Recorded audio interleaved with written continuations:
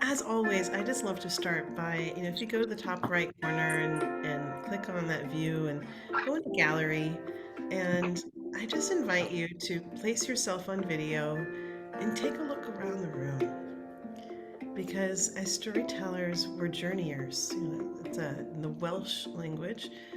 It actually, storyteller translates to guide, guide between the dimensions. And we're about to be with a really wonderful, beautiful storyteller that's going to guide you on this beautiful adventure. And isn't it nice to see who we're adventuring with? Who's been with us so far on this adventure? If I could get a raise of hands. Any familiars? Look at all you guys. And who's new? Is this the first time that you're joining the Sacred Storytelling Summit? Do we have any newbies among us? None. Wait, was that one? Did I see you, Lisa? Was that? Yes. Well, welcome, welcome. For that, those who are on video. Thank you. We ask that if you can, please be on video because it really helps our teachers. Because we look at you, we watch you. You're going to see Jacqueline, her face is going to get all nice and big in front of you, but she's most likely going to be looking at you, and your body language is communicating to her, and she's in a constant state of deep listening to your humanness. So just so you know, this is a two-way conversation, even though it doesn't always feel like it. And also say that there is going to be an opportunity for interactivity. And so there will be an opportunity for to do breakout groups. We know that not everyone will want to, but that opportunity will be there. So I'm going to turn down this music now. And I want to tell you a little bit about Jacqueline. Gosh, I met Jacqueline through the lyrics of her storytelling.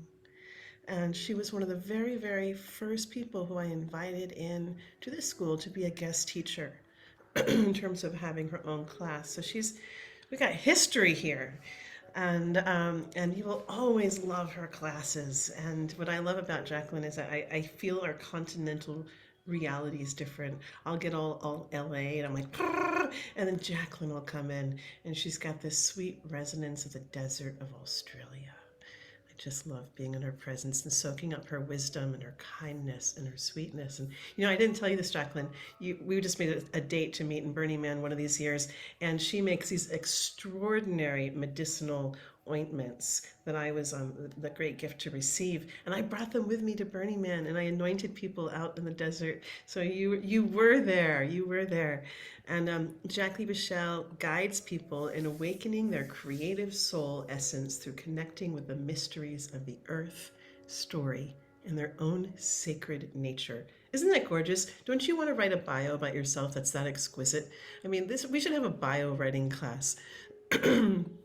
Jacqui bridges a broad range of skills from plant spirit alchemy, energetic healing, history and mythic philosophy, embodiment practices, and journey work to inspire transformational shifts in the way people see themselves and their world. She weaves together folklore, story medicine, and our natural environment in empowering ways to help us connect more harmoniously with each other and the earth.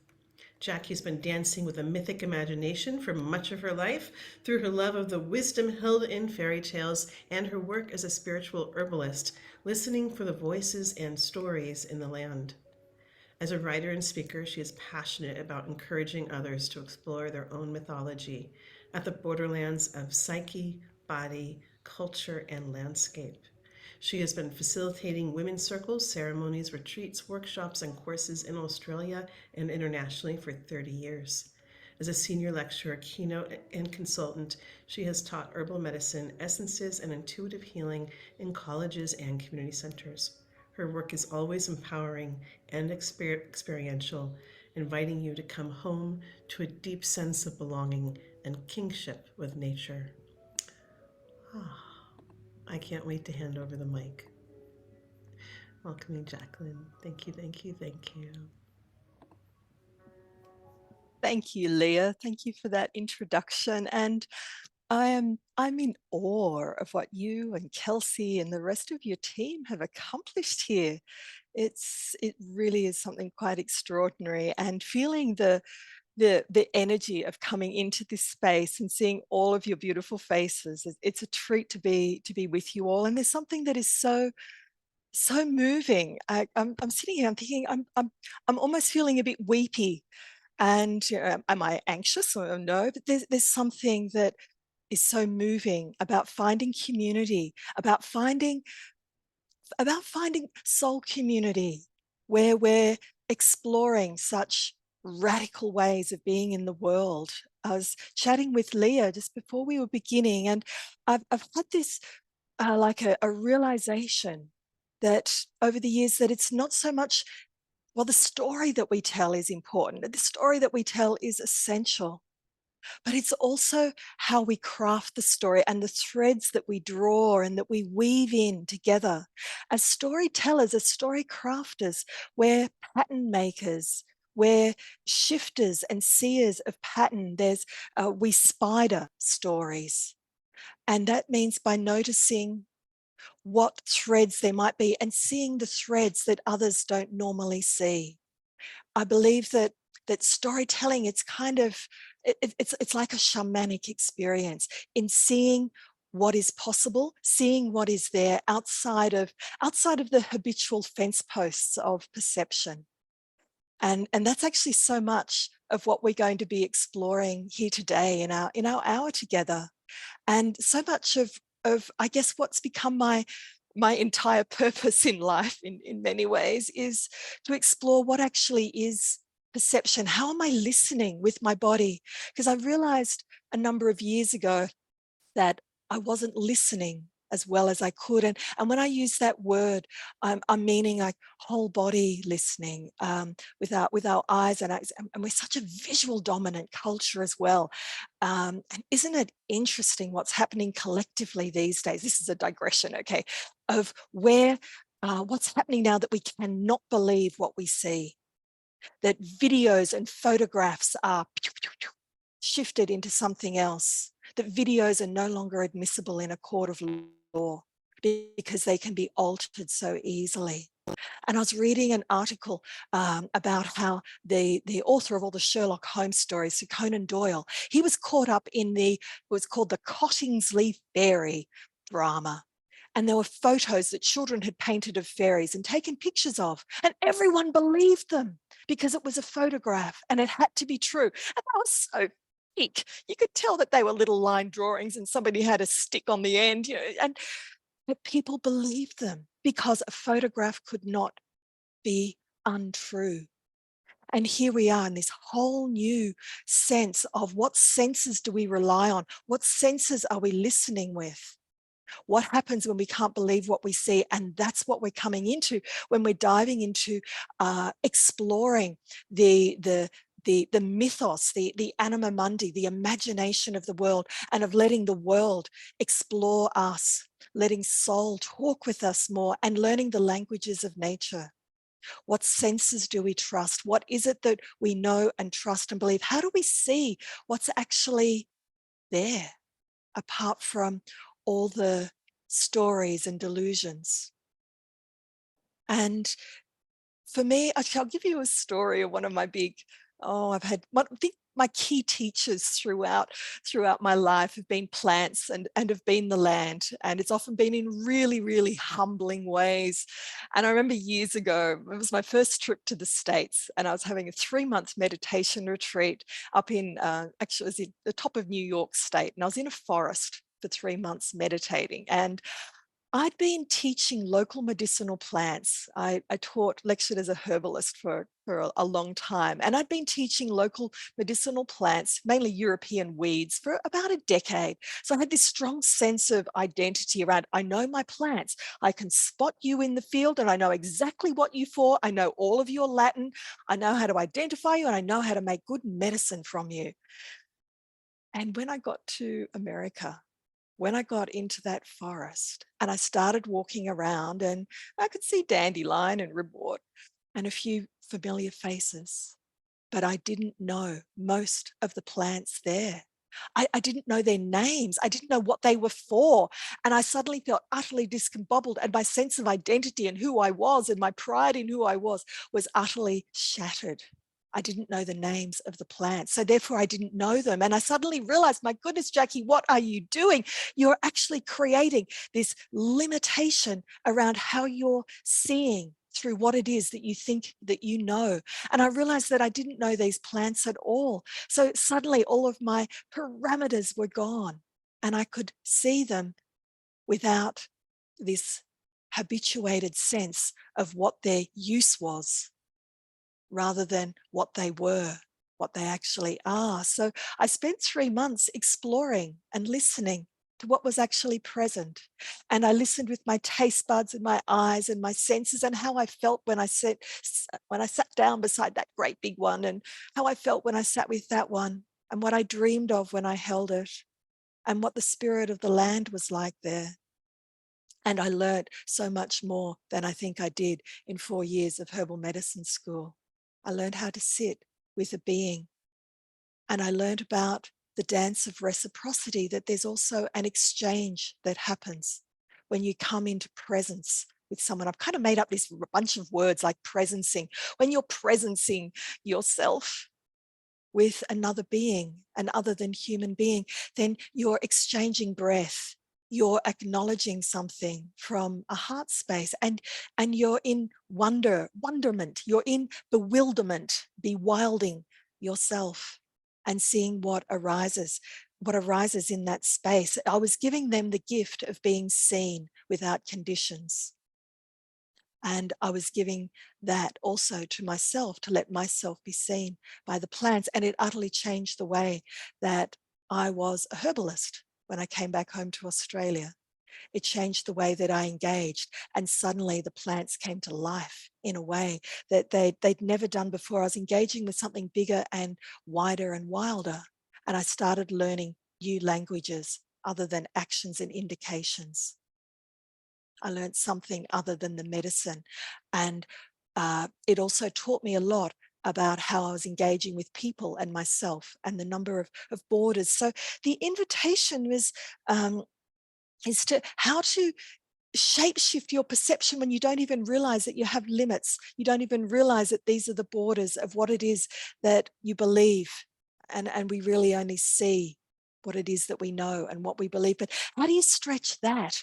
How do you stretch? I think it was Cryon who once said, don't stop thinking like a human.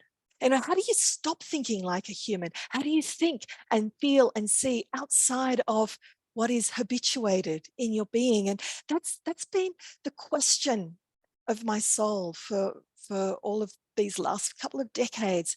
How do I become a human who's able to listen and to allow myself to be touched and engaged, and to overcome the disconnect in my own body and being, and how to share that as bigly and widely and hugely as possible? How do I let nature, let the world dance with me, and to turn aside that human-centric gaze, and to allow, not just for me discovering stories, but to allow myself to be courted by stories, to be touched, to be traced, and to track those threads. And that's when different sorts of stories started coming in for me and for the people that I was working with. And I realized that my own limits and perceptions was creating limits as well around the groups that I was working with. Because what it is that you're holding in your being has massive impact. I had another one of those really humbling experiences with a lemon tree in our garden. And the lemon tree was always one of these spindly little stick kind of ones that lost a lot of leaves and covered in bugs. And I'd always be pulling the bugs off. And one day, I was there looking at it and looking for bugs and sighing over its little little branches. And what I heard in my being was, you don't see me, you inspect me. You don't see me, you inspect me. And oh my goodness, that was such a pull up, such a humbling moment of, oh, I do. I don't actually see what you are. I don't actually see you. I don't see your wholeness. What I'm doing is reinforcing what I see as your sickness. I'm reinforcing your problem. Maybe I also do that with my clients and reinforce their issue when we talk about their sickness, their disease.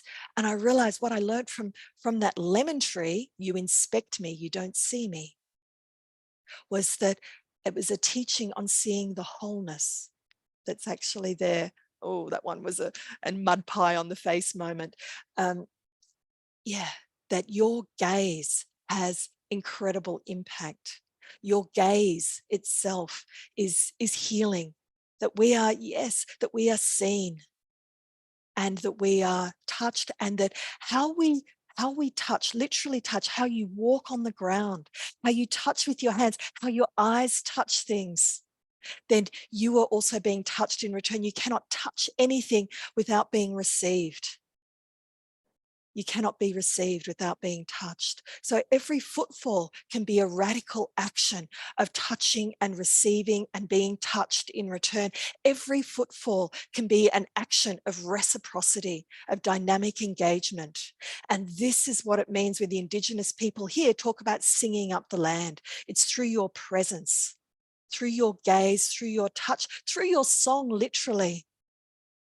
And the ancient traditions here have incredible songs that they have sung for 80, 90, 100,000 years that sing up the land. But that's not my way and it's not my culture. So I've needed to find my own way of supporting the vitality in the land in my own way. And by telling stories to the land, by singing it up, by listening to the stories, by letting ourselves be opened. And oh my goodness, let me tell you, the desert will open every part of your being. There's no trees to hide behind there or lovely mountains to rest upon. It's like it opens and shows you what you are in every way. I feel like I've only been out here full time for a couple of years, and I feel like I'm a new apprentice to the land. I'm an apprentice to the winds and the sound of the wind through the trees here, and the light and how it moves and shadows on the land. So everywhere that we live and everywhere that we touch, that landscape is also in us.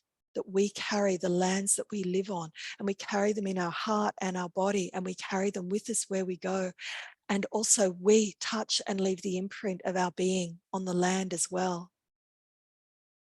That beautiful land where you live and where you love is different because of you being there.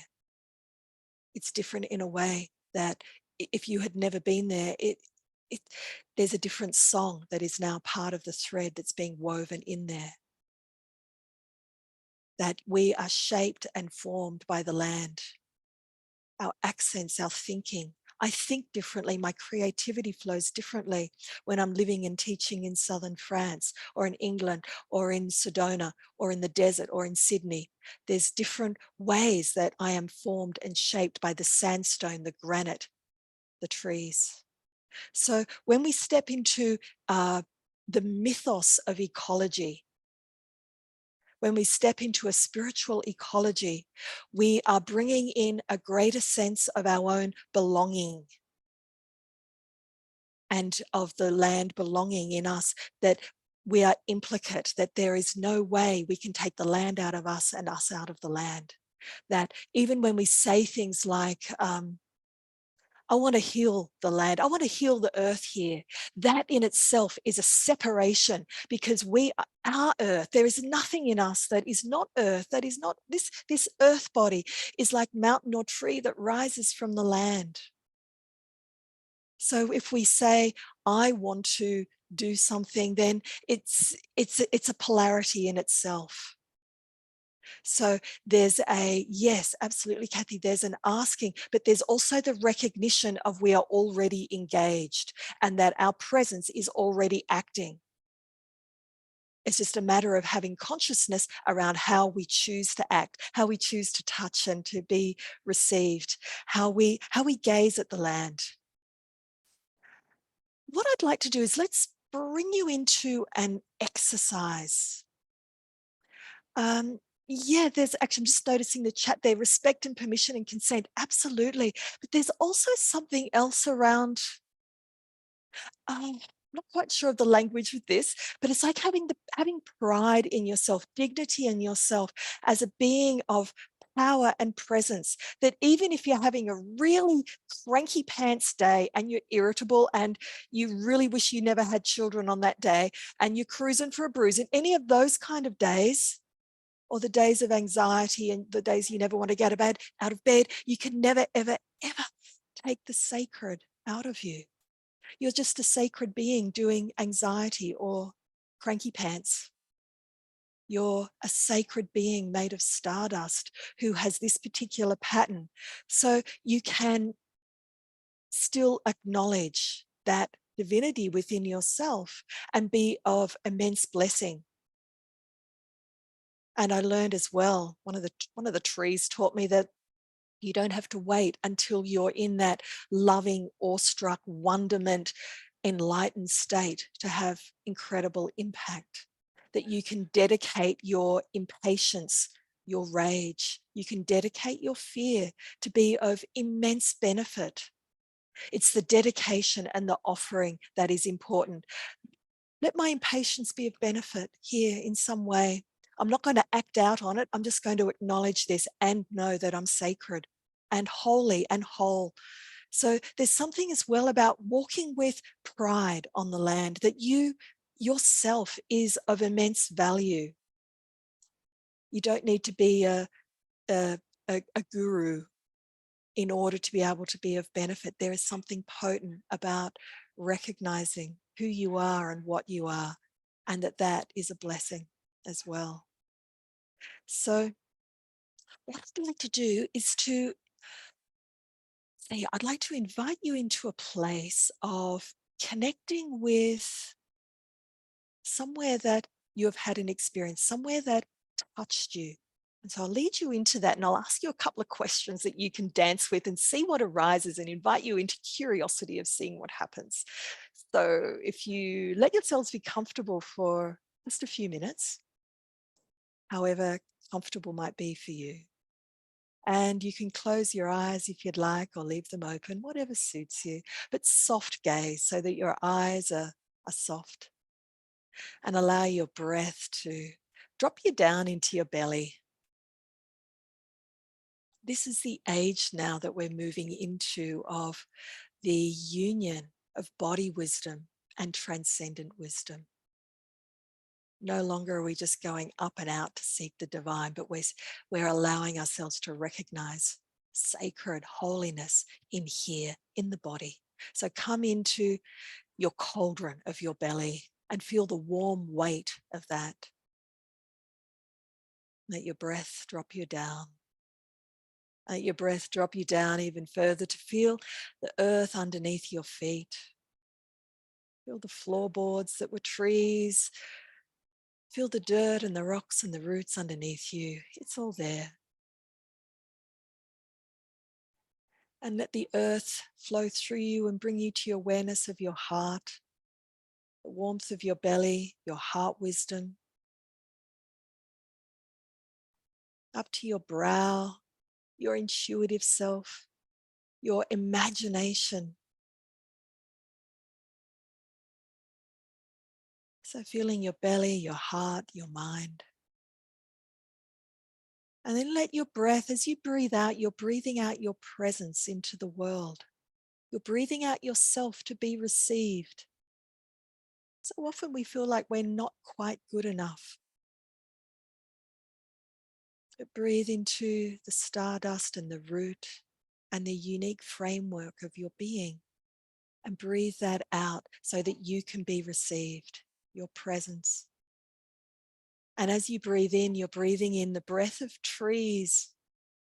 You're breathing in the winds, what the westerly wind holds. You're breathing in this place. So allow there just to be this circle of breath, of receiving and offering, and of the world offering itself to you and you receiving that. So just this moment of engaging and being engaged. So breathe and be breathed, beauties. And I invite you into your heart space to recall a place you love, a place that has sung to you. It might have just been a one-off experience, or it might be a place you know so darn well. Just get a sense of being present with this place. not looking for anything, but being with it. And a time where you were touched in some way. Could be really simple, could be big, but just being touched. And call it up through your body, this experience, this moment, and through your senses. And you're all on mute.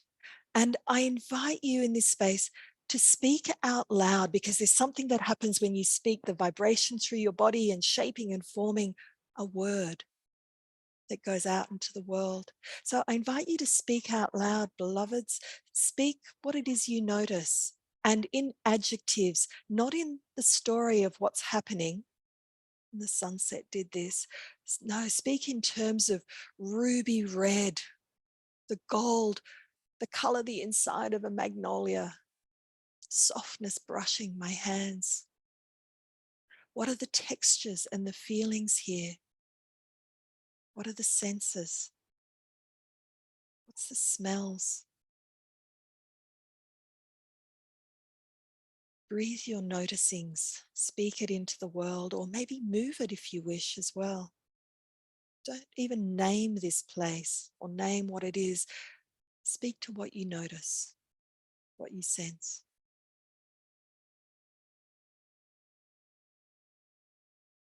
Oh, and let your breath be there as well. Oh, yeah.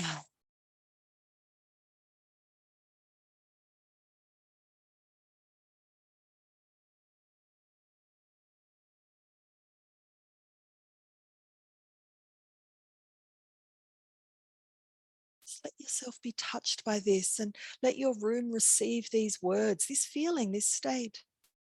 The body's always in the now, so it calls it up for you. Here, in this moment, in your body, it's real.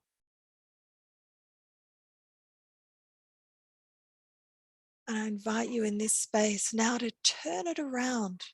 One of the things I often send out people to do in my courses is say, who's noticing you? How do you notice they're noticing you? So turn it around here in this moment. Who notices you in this space? And share the experience from their perspective. What do they notice? Might be a tree or a mountain or a critter, might be the wind. What do they notice?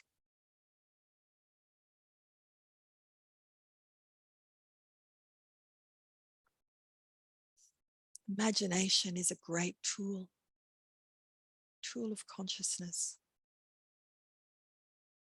Who else speaks to you in that place? What is their version of that experience?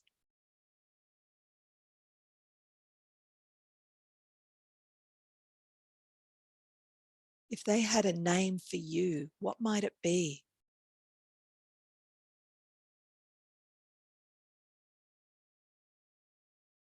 They don't know you're called a Jacqui or an Emma or a William. What would they call you? Sky singer, dew drinker, story catcher, one who talks to squirrels. Naming is important because it can take us out of habitual ways of how we name things. I like to come up with a range of names. What would you have as a name for this whole story?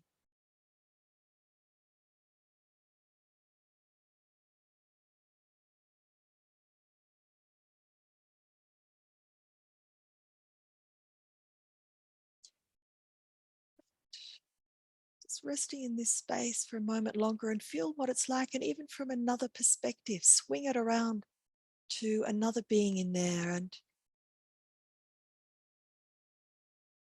yeah, oh, there's a lot of feeling in this room. And in a moment will just bring you back, and then we'll have a chat about some breakout rooms. But just have a moment of just feeling what that was like to go from one space and talking in adjectives to another space and to swing it around from another perspective. And just coming back and feeling your body here in this space. It's like when we enter and touch nature through the gateway of our heart, it's like we can open a portal between the worlds. It's like we can touch the other world and the mythic world. That's the power of story. It bridges imagination and psyche and soul and land and earth and us and community and mystery. So what we're doing with story really is tending the garden of mystery and sharing it. So for those of you who'd like to, we're going to pop you into breakout rooms of 2, and you'll have 3 minutes each. And why I'd like to do this is because when you have an audience, when you have a heart-centered being there who's listening with every bit of their cells to what your experience was, it draws something else out of our experience, and we get witnessed. And that is a profound thing. And also invite you to be curious what might actually come out of your mouth. So what I'm going to invite you to do is to speak of your experience of what am I noticing? What are the adjectives? Warm on my arms, feeling of water, washing, whatever it might be. Speak to the adjectives for a moment. Speak to the experience of being other, experiencing you, and then speak to what happened for you when you noticed those. What was the difference? Anything that came up, anything that you might have felt, and just see what might come out your mouth. So we'll just, okay to do a send off, and they'll have 3 minutes each. Great.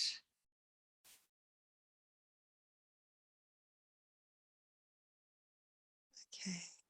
See you soon.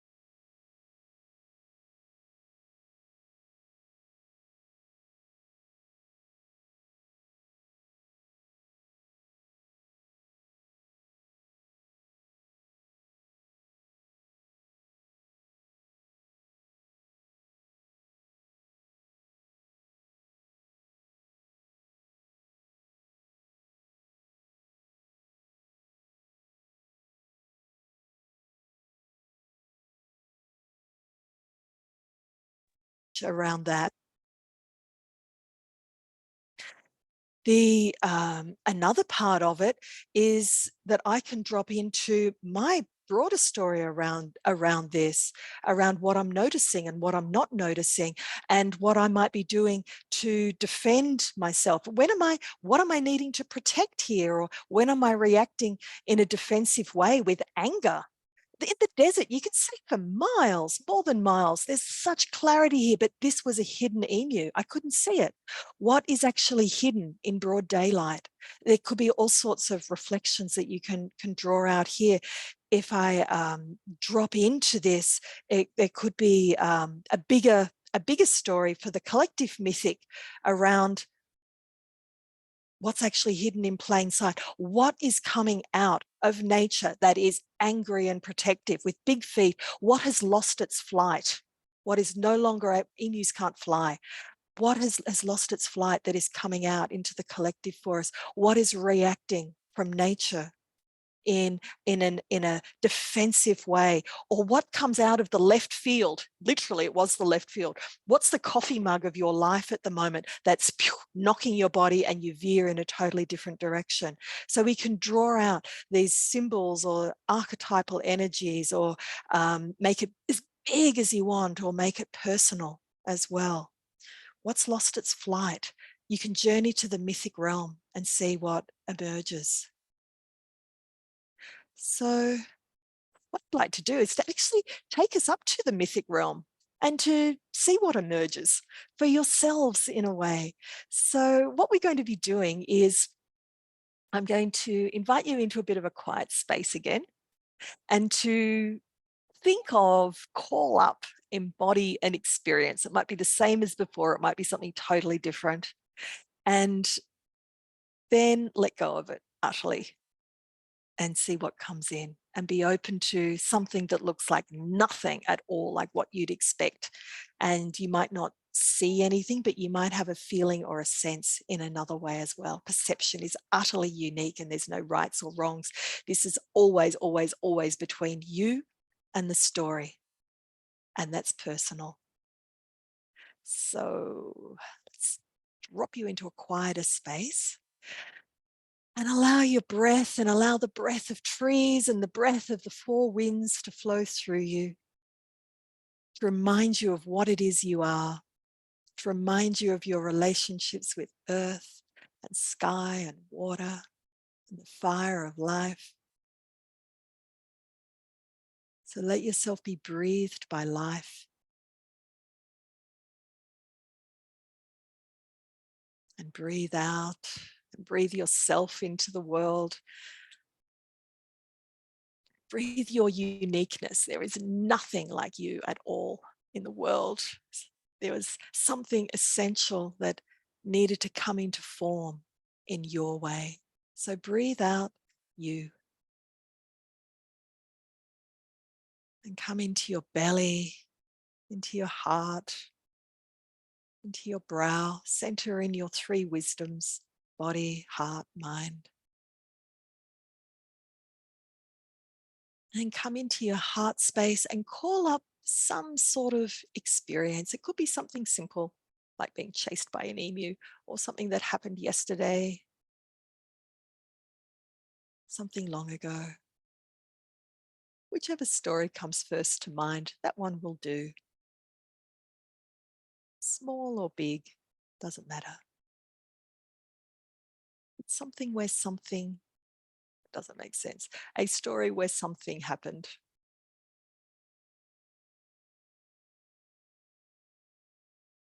You're touched in some way. And it could be a challenge as well. It doesn't have to be an easy story, because when we go into the mythic realm, then it kind of gets depersonalized, and we can see it from an all totally different perspective. So I invite you from your heart space with a sense of this story, and bring it into your body, into your senses: smell, taste, touch, feelings, emotions, thoughts, intuitions, all those doorways. And feeling held by the earth and held by the heavens. feeling supported, and coming deep into your inner heart, your heart sanctuary. That's the place where the light never goes out. That deep core place that's invitation only, right in the center of your being.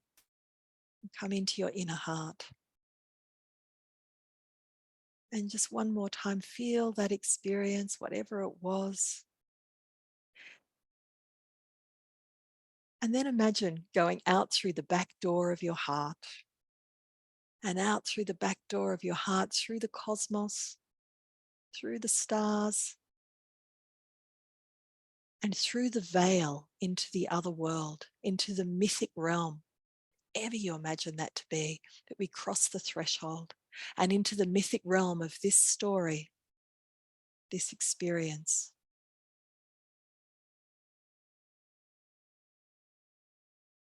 And just let yourself land here and feel your feet on this ground. And it might be similar or different than the experience where you were in nature. It could be a different place. This is the mythic.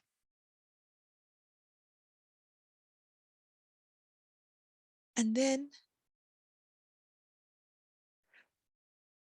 of that story, that experience, if you wander around this mythic realm, if you turn around, there will be a symbol or a being or a pattern, even a color there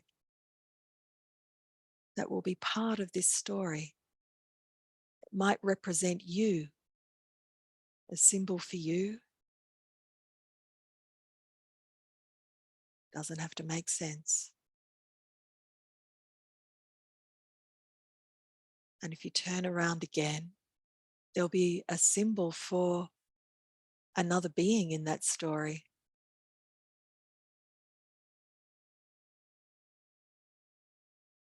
Who else is there with you?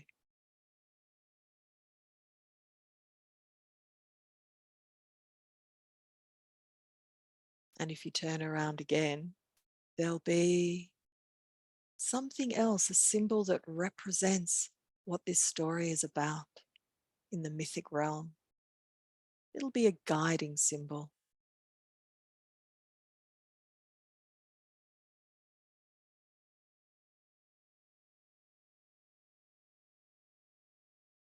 And I invite you just to sit with these three forms, these three beings, and see what kind of conversation they'd like to have together.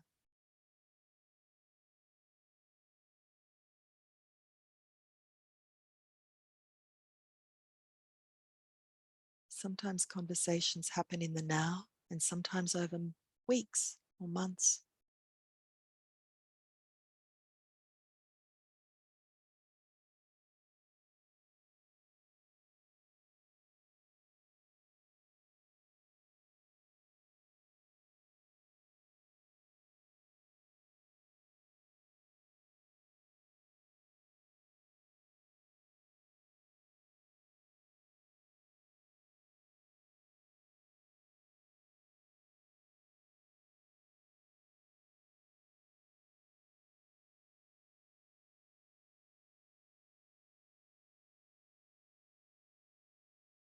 The story will continue to unfold if you wish to engage with it.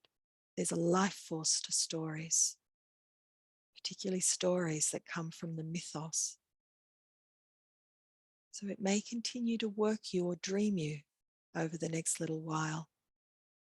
But thanking this space, thanking this realm, and that you can connect at any time if you choose, but coming back and from that realm, passing from the mythic realm through the veil, back through time and space and through the dimensions into the back door of your heart, coming fully back into your heart space, feeling yourself occupying your body fully.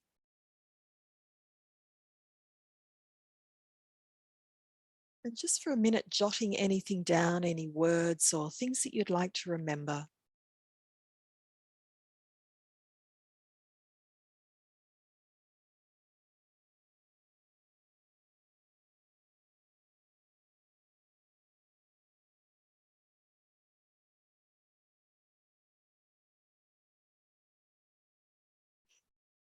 get to breathe.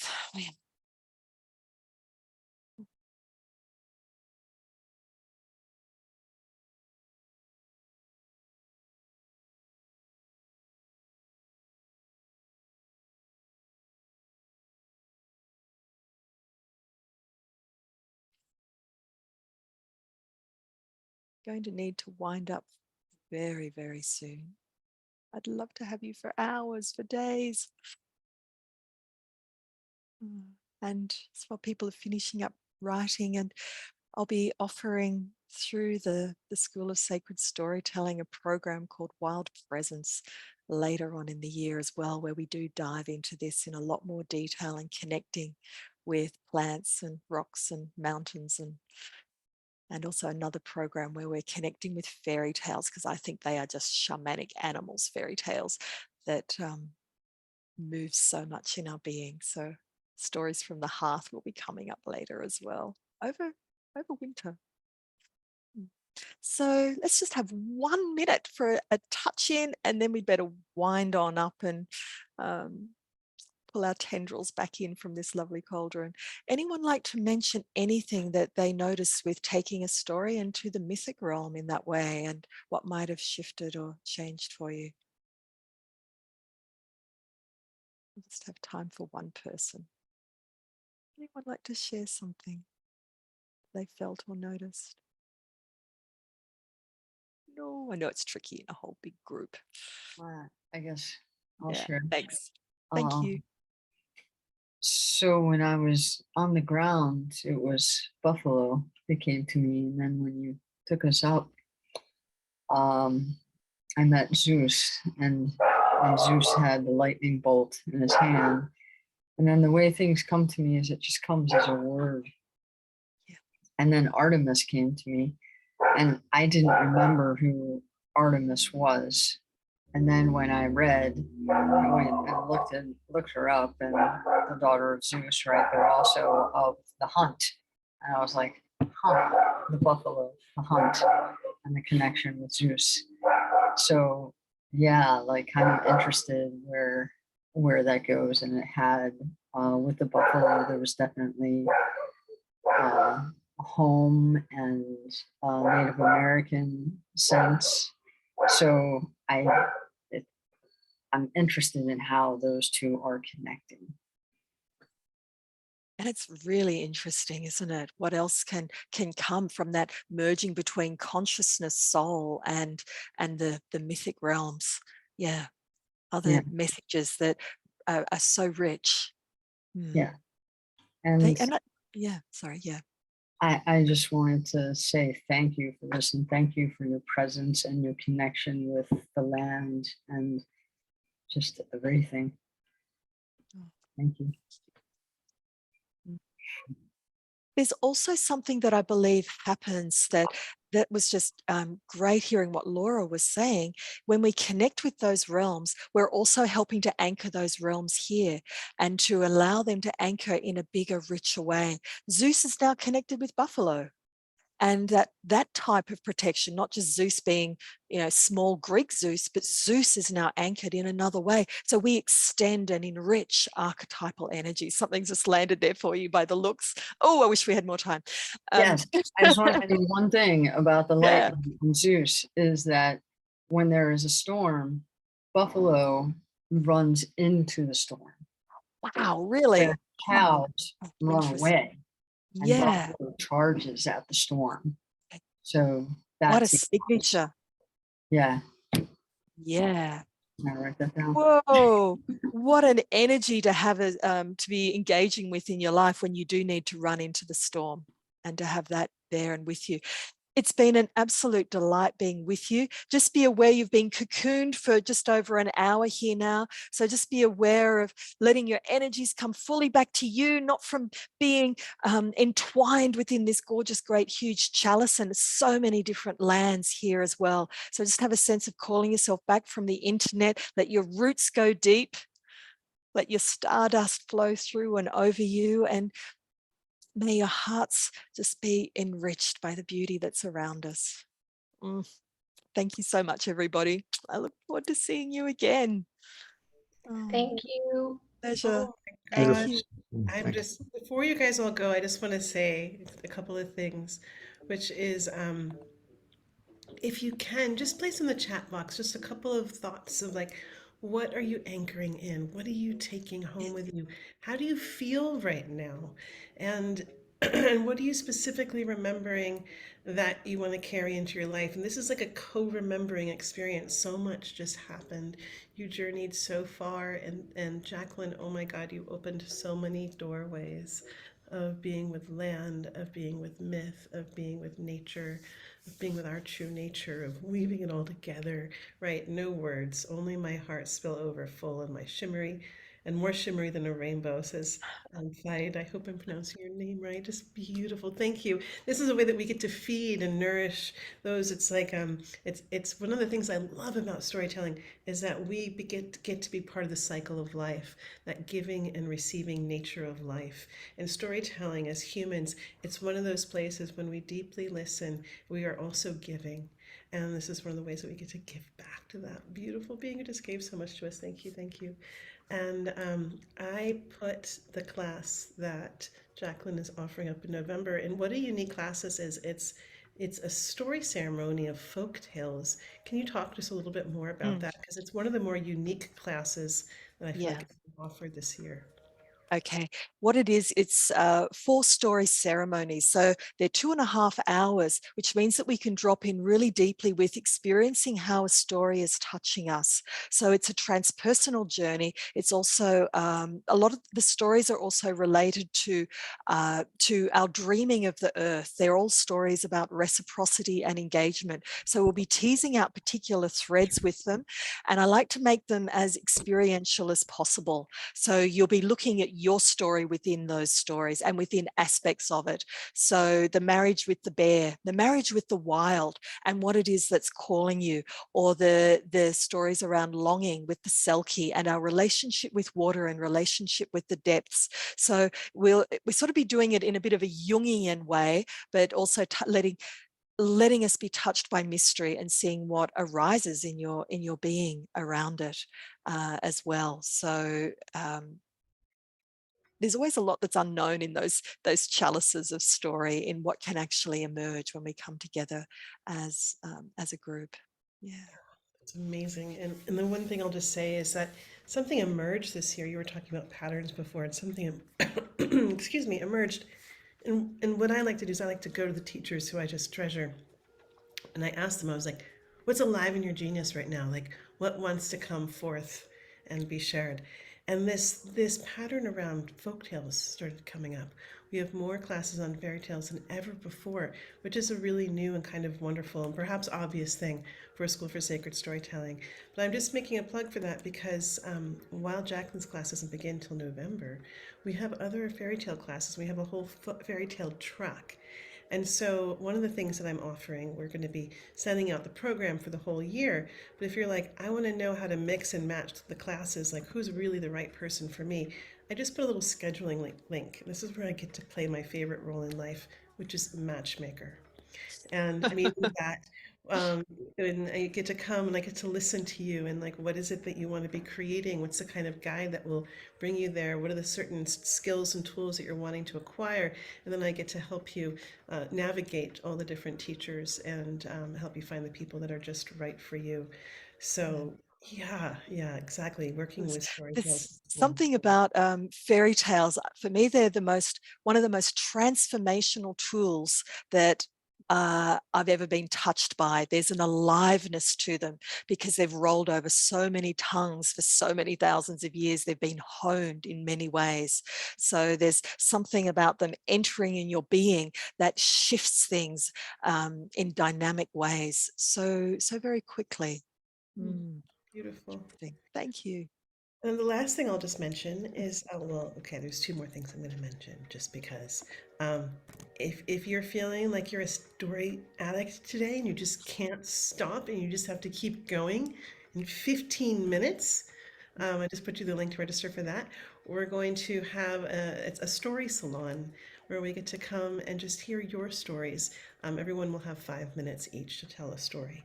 So that is there. And then tomorrow, oh my gosh, if you're into mythology, what a day. We're going to be opening with a Sean Kane study group, where if you guys don't know who Sean Kane is, he's an incredible, like the Oh, just grandfather. go. He never does public things. I do not know how you lassoed him into doing this. Oh, well, he doesn't do public things, and he's so kind. He's like, Leah, I don't do public things. He apologized. He's like, I'm sorry, I can't act like an author that speaks. And I was like, it's okay. I understand you're an author that writes. And so he gave us the gift of this thing that he's not published yet. I shouldn't call it a thing, a story, an essay, something to wonder with, to really inspire our conversation. So you won't get this anywhere else. It's not public. It's not published. He gave it just for us to share, which was an incredible piece of support and guidance that this elder in our community is offering. And and then also Ariel Spilsbury will be with us tomorrow. What does it mean to be a myth maker? Wow, again, sitting with an elder who will be exploring the archetype of the weaver dreamer. And we've got Michael Mead coming, who'll Oh, be with it's a us. huge day, Leah. It's stunning. It's unbelievable. Every day I feel like it's just another day of being Christmas. I gotta get a better metaphor, but it's like it It really is. is just a field of delight here, and it's been so fun to Um, get to share it with many of you who I'm now becoming familiar with. Um, let us take one big collective breath together. And as you're ready, I invite you to unmute and sing this woman into her day. Send her off with blessings and appreciation and gratitude. And so feel free to take yourself off mute and say, thank you, thank you, thank you, thank you, oh, thank you, thank you, thank thank Thank you. you, you, everybody. Thank Jacqui. you, Leah, everybody. Leah, Thank Jackie, Oh, you. that Thank you. was This so has thank good. been you, fabulous. thank you, De la thank casa, you, Oh, thank thank you, you, thank you. de la casa. thank Mm. you, Oh, thank beautiful. you.